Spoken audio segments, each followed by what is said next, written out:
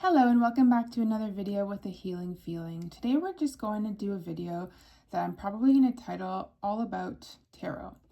And I'm going to try to sum things up as quickly as possible, but I also want to be as thorough as possible for your convenience.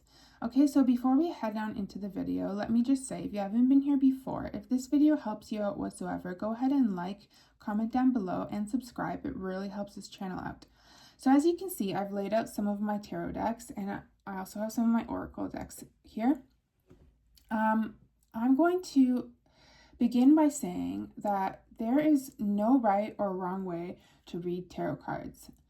That being said, it is important to be mindful of a few things. Like, it's important to be somewhat familiar, at least, with the traditional meanings of the cards, even if you do read intuitively. And your relationship with your deck is very important. The thing is, there are no rules for where to procure your first deck or how you store your deck, etc., etc. But you should always treat your deck with respect and care, as it will treat you the same way back. And you begin to build a relationship with your deck over time. So, do I want to get into what deck is the best and how you should read first? Let's just start simply with going over basic tarot knowledge, and then at the end I will let you guys know which one of these decks is the best for a first time deck and things like that. So to begin the video, it's important to at least be somewhat familiar with traditional meanings, yes.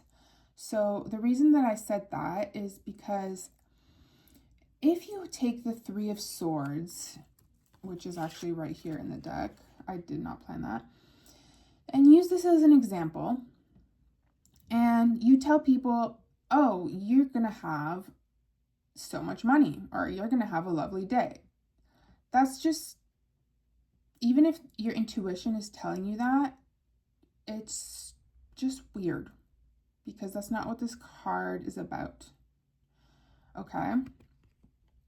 Unless the cards around it, and we'll get into that later, are indicating something of that nature, and it just makes sense with the rest of the reading. But I digress. That's pretty self-explanatory. So this is the reason why you need to be at least somewhat familiar with the traditional meanings of the cards.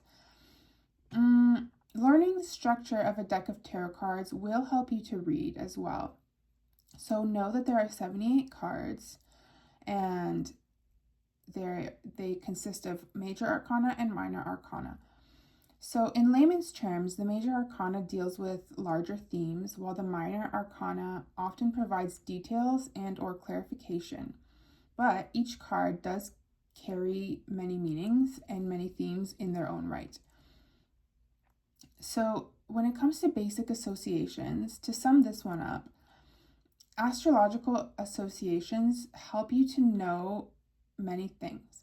It is useful to know basic astrology, and I'll get into that, but it's not absolutely a necessity. It is important that you know what each suit represents at the very least. So for example, swords represent air, wands represent fire, and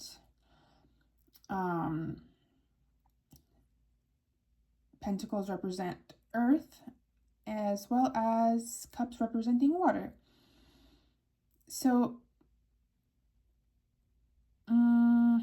knowing very basic structure about astrology will help you to read the suits, but it's not an absolute necessity, like I said. If you where was I? What did I want to say next?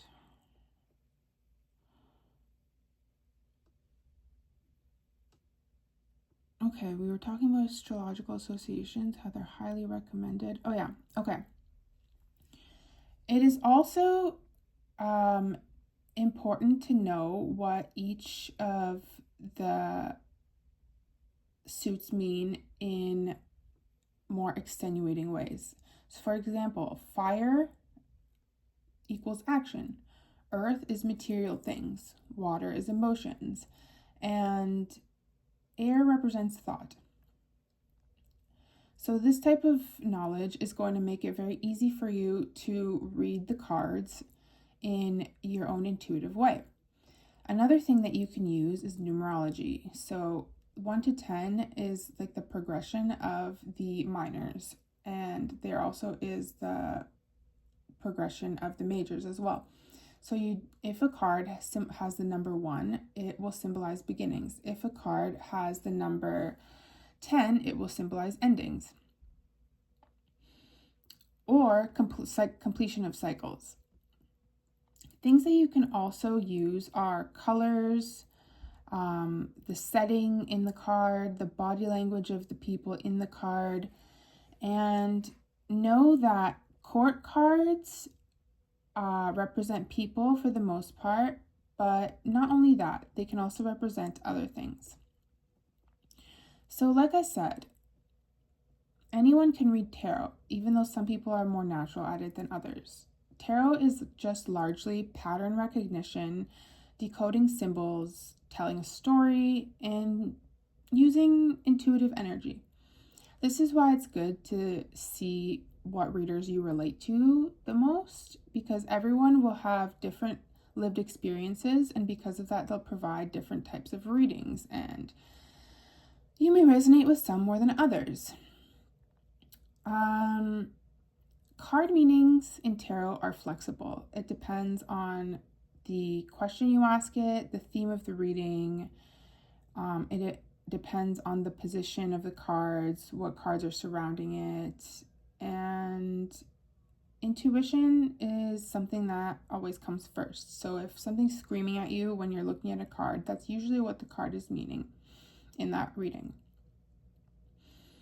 So let's go ahead and get into what type of deck is the best type of deck to use for a beginner.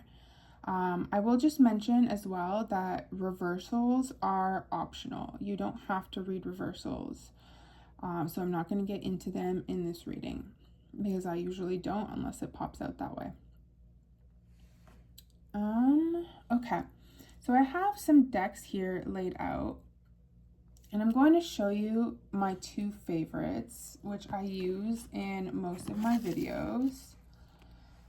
They are both Rider-Waite card decks. And I would suggest Rider-Waite card decks to everyone as their first card deck. I actually want to say Rider-Waite Smith because the artist Pamela Coleman Smith is a very important contributor to this deck. So the reason why this particular Rider-Waite deck is my favorite is because the images are very clear, they're very bright and vibrant, and the names of all the cards, including the minor arcana, are written above and below the card. Okay, and they have borders, which is not aesthetically my favorite thing, but it's an amazing first deck.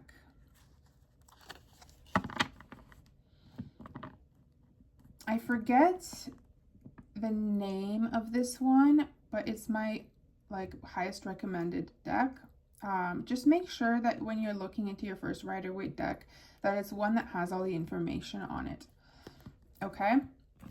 The other deck that I said I also like a lot, I actually tend to use this one more because I just think it's more beautiful. But the problem with this one is that it only has the names for certain cards. Like some of them, in order to make the image look nicer, it just has the Roman numeral and that's it. So you have to already be familiar with the deck with this particular one. And this one is the 1909, I believe, or 1908 tarot card deck. It says Tarot Original. I think that's the name of it. A beautiful deck, but as I said, there are better beginner ones out there. Now, once you start getting comfortable with your Rider-Waite deck, you can start getting into more themed decks. So I have this one right here that I'm holding on to, and it's the manga tarot deck. It's absolutely gorgeous, and I wish I could use it more often. The thing about decks like this is, though they are absolutely beautiful, and like, look at this.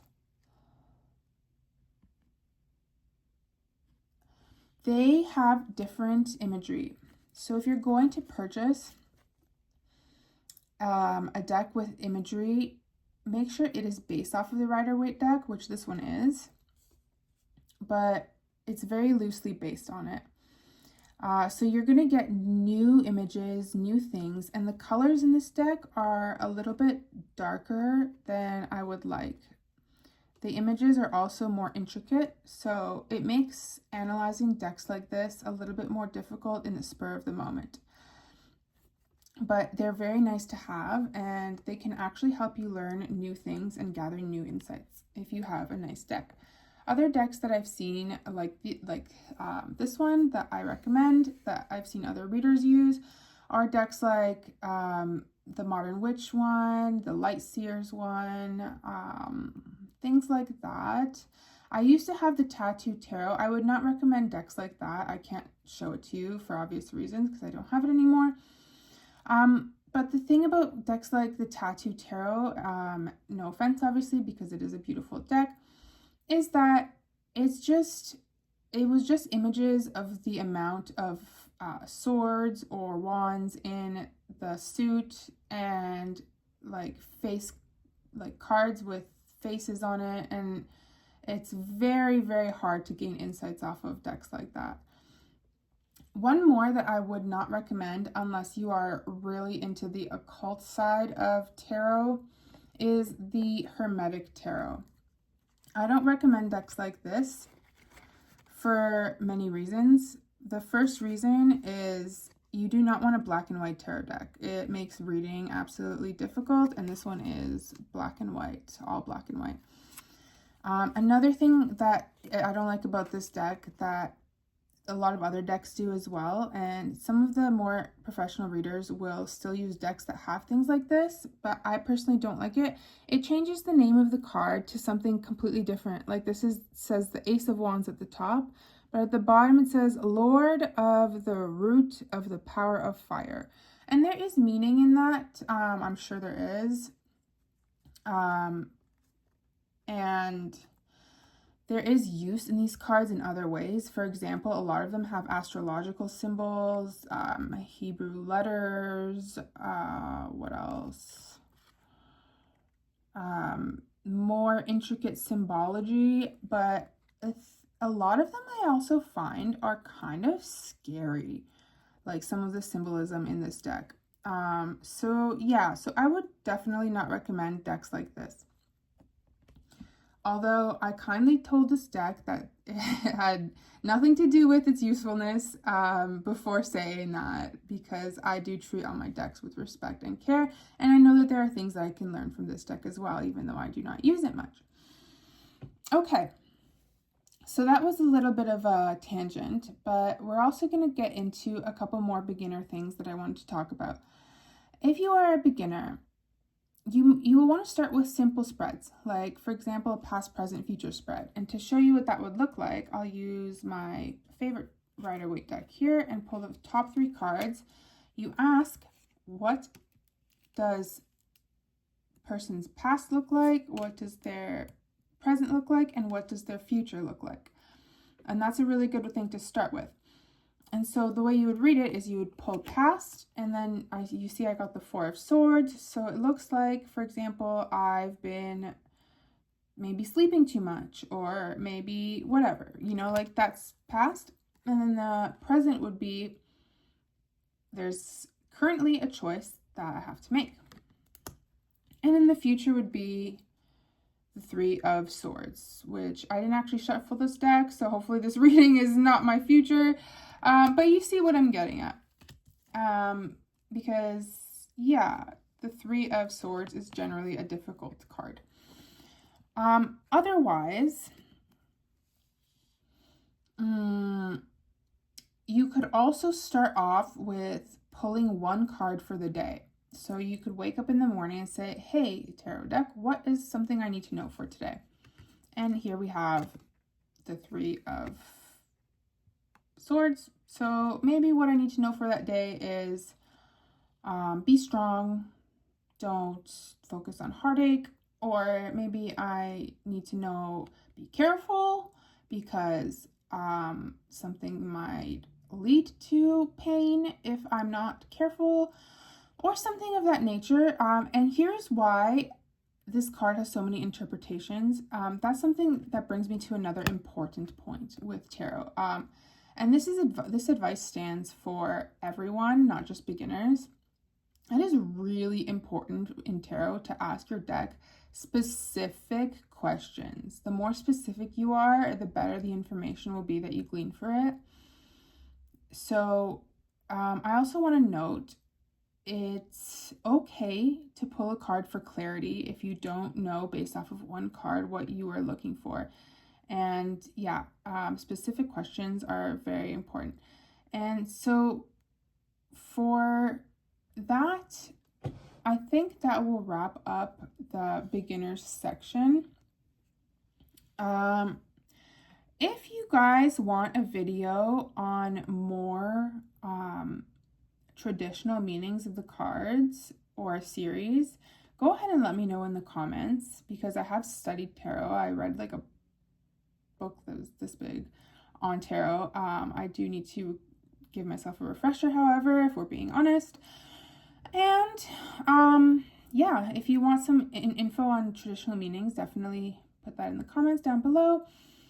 But for today, those are the main things that I just wanted to talk about. As a bonus, I will show you some of my favorite oracle decks. So we have Oracle of the Fairies by Karen Kay, Angel Answers by Radley Valentine, Moonology by Yasmin Boland. We have the Spirit Animal deck, which doesn't say anything on it, so I don't know who's the author.